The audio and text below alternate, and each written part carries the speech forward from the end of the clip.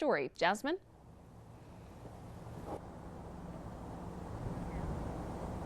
That's right. El Paso County Human Services tell us the increase in abuse reports can actually be tied to fewer people in home lockdown as the pandemic begins to ease up in southern Colorado.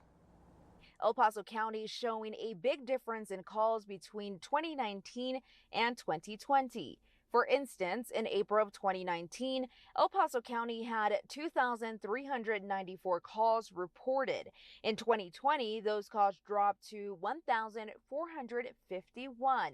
That's about a 60% decrease. However, as things begin to slowly open back up, things are picking up on the hotline. We just in the last week have started to see some signs of pre-COVID numbers. I could compare it to about 35, 40, maybe 50 calls during the day during COVID. Just in the last couple of days, we've seen calls going back up into the 80s and 90s. They believe a big reason for this was the lack of in-person interaction kids had with school and medical professionals, the lack of participating in sports and other activities as well.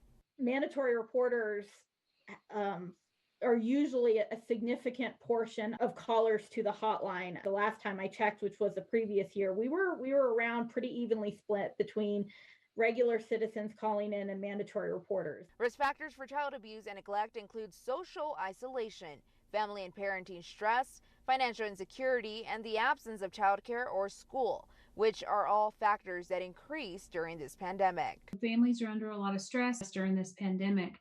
So using your resources, using your support, those are huge big ways that families can prevent child abuse and neglect.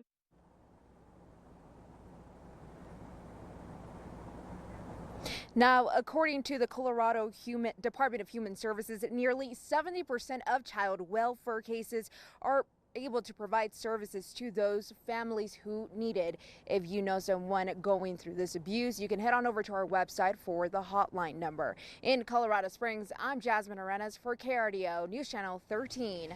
Jasmine, thanks. Today